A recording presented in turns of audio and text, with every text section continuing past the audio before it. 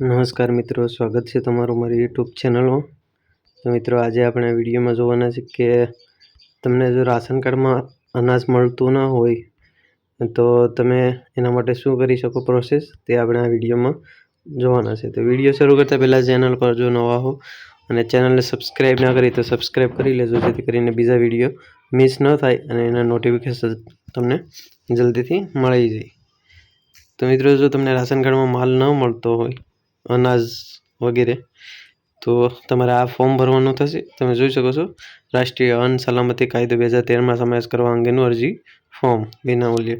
તો આ તમારે આમાં ડિટેલ બધી ભરવાની રહેશે, જે તમારા તાલુકાનું નામ, જિલ્લાનું નામ, અરજદાર જે મુખ્ય વ્યક્તિ હોય રાશન કાર્ડમાં, જે મુખ્ય વ્યક્તિનું નામ છે તે, રાશન કાર્ડનો નંબર, ત્યારબાદ રાશન કાર્ડનો પ્રકાર, BPL, APL 1, APL 2, વ્યાજબી ભાવની દુકાન, એટલે કે જે દુકાનેથી તમને આનો અનાજનો જે જથ્થો મળે છે એ દુકાનનું નામ, અરજદાર એટલે કે જે મુખ્ય વ્યક્તિ છે એના આધાર કાર્ડનો નંબર, આધાર મુજબ એનું પૂરું નામ, ત્યારબાદ અહીંયા સંમતિ સ્વીકારું છું એવું હા અથવા રાઈટનું નિશાન, અને બાકી જે સભ્યો છે એના આધાર નંબર ને વગેરે, એનું પૂરું નામ, જન્મ તારીખ KYC માટે આપવાનું છે। આ બધી ડિટેલ એન્ટર કરી ત્યારબાદ તમારે એની પુરાવાની રજૂઆત કઈ કઈ આપવાની છે। રેશન કાર્ડ ફરજિયાત અપલોડ કરવું, એટલે કે આપવાનું છે ઝેરોક્સ। ત્યારબાદ ગેસની બુક અથવા ગેસનું જો બિલ હોય તો એ આપવાનું। બેંક એકાઉન્ટની પાસબુક,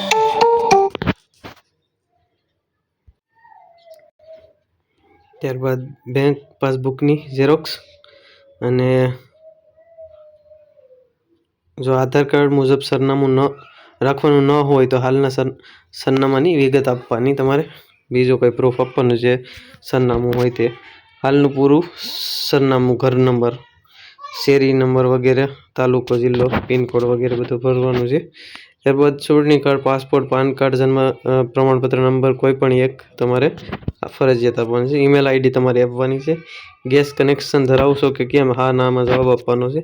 ગેસ એજન્સીનું નામ લખવાનું છે જો ધરાવતા હોય તો, બાકી ખાલી રહેવા દેવાનું છે।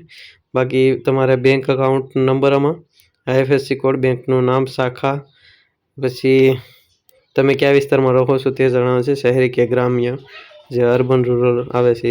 મકાનની વિગતો, જેમ કે કાચું મકાન છે કે પાકું મકાન છે તમારે, પછી ક્ષેત્રફળ વગેરે, ભાડે રહેતા હોય તો માસિક ભાડું કેટલું છે એ જણાવવાનું છે। ત્યારબાદ કેટેગરી ને બધું જણાવવાનું છે, દિવ્યાંગતા ધરાવતા હોય તો એ વગેરે, બાકી લાગુ ન પડતું એ છોડી દેવાનું છે। જાતિ કઈ છે તમારી, જનરલમાં આવો છો કે EWS, SC, BC, SC, ST વગેરે, તો એનું પ્રમાણપત્ર હોય તો એના નંબર, વાર્ષિક આવક તમારે કઈ છે, વાર્ષિક આવક કેટલી છે એ જણાવવાનું છે, અને એનું પ્રમાણપત્ર એટલે કે આવકના દાખલાનો નંબર, તારીખ। ત્યારબાદ આધાર મુજબ સરનામું ન રાખવાના કિસ્સામાં ઘરના આકારણી પત્ર, ભાડા કરાર, ટેક્સ બિલ વગેરે કોઈ પણ તમે પુરાવો આપી શકો છો। ત્યારબાદ ચૂંટણી કાર્ડ, પાસપોર્ટ, પાન કાર્ડ, જન્મ પ્રમાણપત્ર પૈકી એક પુરાવો ફરજિયાત આપવાનો છે। વિધવા, દિવ્યાંગ, ગંભીર બીમારી, ટ્રાન્સજેન્ડર, વૃદ્ધ, પેન્શન મેળવતા લાભાર્થી પ્રમાણપત્ર ફરજિયાત અપલોડ કરવાનું રહેશે। જાતિ પ્રમાણપત્ર અપલોડ કરવાનું રહેશે, મરજિયાત છે, ફરજિયાત નથી, એટલે જો હોય તો અપલોડ કરવાનું છે, એવું છે બધું। બાકી આ નીચે જે પ્રશ્નોના જવાબ છે એ હા નામાં તમારે આપવાના છે। તો આ PDF છે એ આપણી ટેલિગ્રામ ચેનલ ઉપર તમને મળી જશે, ત્યાંથી તમે ડાયરેક્ટ આ ફોર્મની પ્રિન્ટ કાઢી શકશો, અને આ ફોર્મ તમારે પછી મામલતદારમાં જમા કરાવવાનું રહેશે।